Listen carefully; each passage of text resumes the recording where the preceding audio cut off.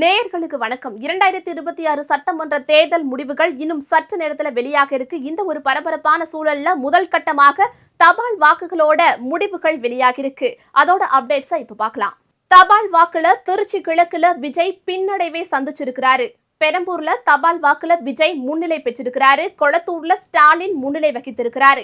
சேலம் எடப்பாடி தொகுதியில அதிமுக பொதுச் செயலாளர் எடப்பாடி கே பழனிசாமி அவர்கள் முன்னிலை பெற்றிருக்கிறாரு. சேப்பாக்கத்துல துணை முதல்வர் உதயநிதி முன்னிலை பெற்றிருக்கிறாரு. தபால் வாக்குகள்ல திமுக இதுவரை முன்னிலை வகித்து வராங்க.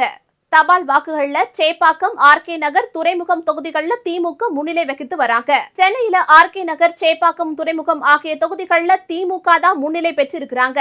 ஈரோடு மேற்குல திமுக முன்னிலையும், மயிலாப்பூர்ல தமிழிசை முன்னிலையும் வகித்து வராங்க.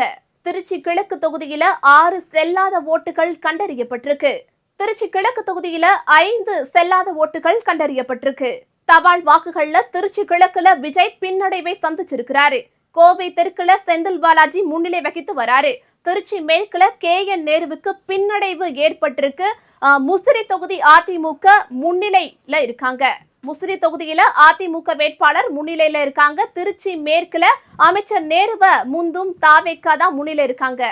முதல் சுற்றுல அதிர்ச்சி என்னன்னா, KN நேருவ பின்னுக்கு தள்ளி இருக்காங்க தாவேக்க வேட்பாளர். திருச்சி கிழக்குல விஜய் பின்னடைவை சந்திச்சிருக்கிறாரு. பெரம்பூர்ல முன்னிலை பெற்றிருக்கிறாரு.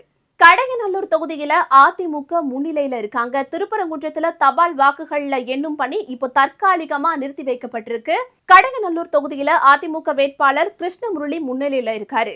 வானூர் தொகுதியில அதிமுக வேட்பாளர் முன்னிலை வகித்து வராரு. கொளத்தூர்ல முதல் சுற்றுல 471 வாக்குகள் பெற்று தாவேக்க முன்னிலையில இருக்காங்க. ஸ்டாலினுக்கு பின்னடைவு ஏற்பட்டிருக்கு. சேப்பாக்கத்துல முதல் சுற்றுல உதயநிதி முன்னிலையில இருக்கிறாரு. அரியலூர்ல அதிமுக வேட்பாளர் தாமரை ராஜேந்திரன் முன்னிலையில இருக்கிறாங்க. வானூர் தொகுதியில அதிமுக வேட்பாளர் முருகன் முன்னிலை வகித்து வராரு. விழுப்புரம் தொகுதியில முதல் சுற்றுல அதிமுக முன்னிலை வகித்து வராங்க.